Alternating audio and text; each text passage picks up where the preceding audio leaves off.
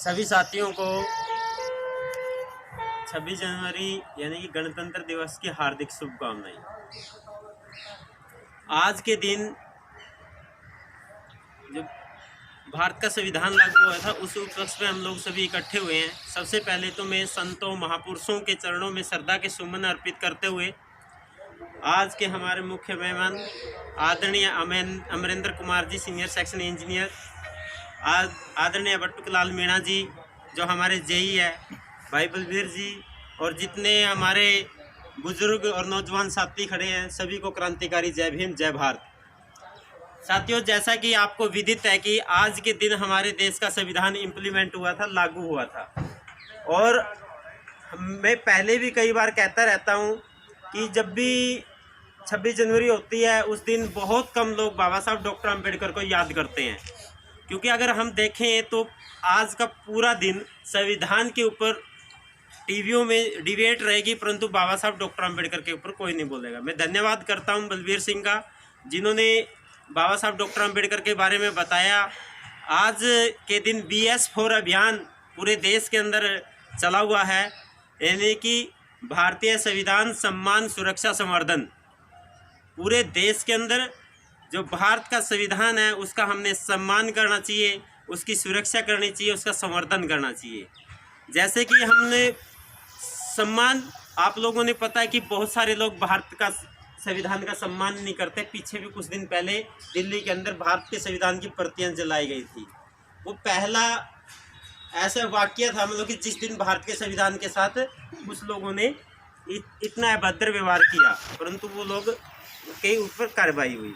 हम लोग ने भारत के संविधान के संवर्धन करना चाहिए, उसका विस्तार करना चाहिए, यानी कि हम लोगों को बताना चाहिए कि हम लोग आज जो कुछ हैं वो भारत के संविधान की बदौलत हैं, और भारत के संविधान की बदौलत ही आप लोग यहाँ खड़े हैं। अगर आप लोगों को 8 घंटे की ड्यूटी है वो भारतीय संविधान की वजह से है, नहीं तो अभी श्रम कानून नया आ चुका है, उसमें 12 घंटे की ड्यूटी आप लोगों ने करनी पड़ेगी।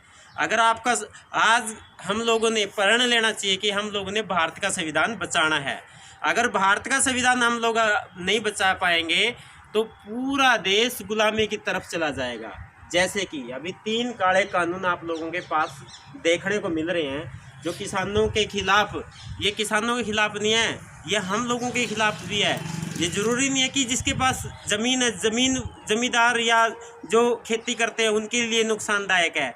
ये काले कानून भूमिहीन लोगों के लिए भी नुकसानदायक है। मैं एक छोटा है एग्जाम्पल बता देता हूँ किसानों के लिए किस प्रकार और हम लोगों के लिए किस प्रकार है। एक छोटी सी एक एग्जाम्पल के तौर, अगर आलू की खेती आज किसान करता है और आलू को जो बड़े बड़े उद्योगपति खरीद लेंगे, उसके बाद उसको स्टोर कर देंगे, उसको पूरा महंगा कर देंगे, उसके बाद लोगों को लगेगा कि आलू की डिमांड ज़्यादा है और इसका प्राइस अच्छा मिल रहा है, तो वो लोग क्या करेंगे, आलू बोएंगे।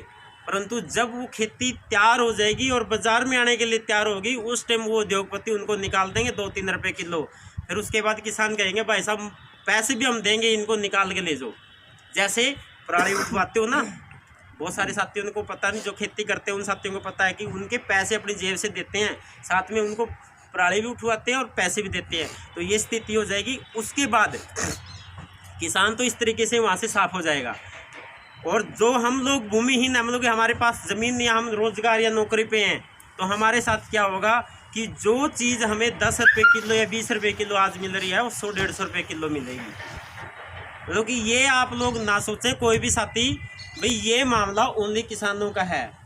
जैसे कसाई एक मुर्गा काटता है तो वो क्या करता है, मुर्गे बहुत सारे होते हैं उस जाल के अंदर, उनमें दाने डाल देता है। जिसको निकालेगा, जिसको काटेगा, एक मुर्गे को निकालेगा, दूसरे मुर्गे दाने चुगते रहेंगे। यानी कि वो लोग सोचेंगे कि ये हमारी समस्या नहीं है, ये समस्या उस मुर्गे की है, उसी को मारा जाएगा। भाई साहब वो समस्या हम सब की है। पहले आप लोगों ने पता है BSNL को प्राइवेट किया गया, रेलवे को भी प्राइवेट करने के लिए जा रहे हैं, और खेती किसानी जो हमारा मेन बिजनेस है हमारे भारत के लोगों का, उसको भी प्राइवेट करने जा रहे हैं। तो ये तब मुमकिन हो पा रहा है कि हम लोग जातियों में डिवाइड हो रहे हैं। हम लोग ये देखते हैं ये इस कास्ट का, ये इस कास्ट का, मतलब कि ये देखते अभी भी कुछ लोग एक पर्टिकुलर कास्ट का आंदोलन बनाने की कोशिश कर रहे हैं, जो आरएसएस के लोग हैं, बीजेपी के लोग हैं, उसको एक पर्टिकुलर कास्ट का आंदोलन बनाने के लिए जा रहे हैं। तो हम लोगों ने उसको पर्टिकुलर कास्ट का आंदोलन नहीं बढ़ने देना। बेशक हमारी आपस में किसी के विचार नहीं मिलते हो, परंतु सामाजिक आंदोलन होते हैं जो, उनमें हम लोगों को इकट्ठा रहना जरूरी है। नहीं तो हमारे देश के लिए और हमारे लिए, हमारे आने वाले भविष्य के लिए नुकसानदायक है।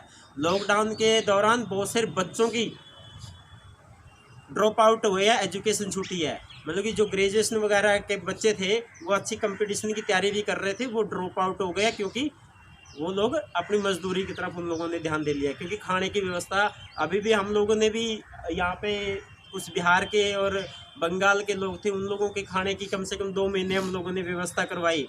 तो इसी प्रकार से वो लोग बेरोजगार हो गए। तो और जो उनके माँ बाप कहीं और फंसे हुए थे और वो कहीं और पढ़ रहे थे, तो वो उन लोगों के साथ एक भयानक स्थिति इस दौरान हुई है। तो इसलिए मैं आप लोगों को कहना चाहता हूँ, अगर हमें देश को बचाना है, देश के संविधान को बचाना है, तो BS4 अभियान के साथ साथ जो 3 काले कानून हैं, BS4 अभियान को पूरे देश में हमने चलाना पड़ेगा। और 3 काले कानूनों के खिलाफ हम लोगों ने, जो वही बात है, हमारे जो मिशनरी साथी कहते हैं कि आप लड़ो, लड़ नहीं सकते तो बोलो, बोल नहीं सकते तो लिखो, और लिख भी नहीं सकते तो आप, जो लोग आंदोलनकारी है उनका हौसला मत तोड़ो। तो वही बात है कि हम लोगों ने उसकी तरफ बढ़ना है। यानी कि हम लोगों ने जो आंदोलनकारी है उनका थोड़ा बहुत चाहे घर रह के हम समर्थन करें, करना पड़ेगा। और आज की परिस्थितियां ऐसी हो चुकी है, इससे हमने बाहर निकलना बहुत मुश्किल है। जो हमारा भारत देश आज़ाद हुआ था, अब दोबारा गुलामी की तरफ जाने लग रहा है। यानी कि जो भारत देश भारत था वो हिंदुस्तान होने की तरफ जाने लग रहा है।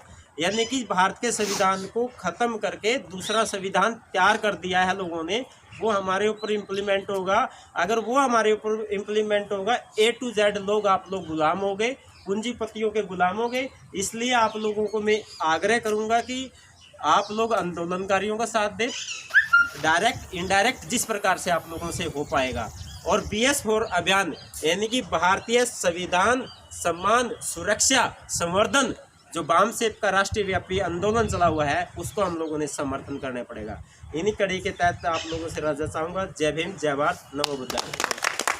अब मैं निवेदन करता हूँ कि हमारे बट्टी लाल मीणा जी वो आए और विचार रखें।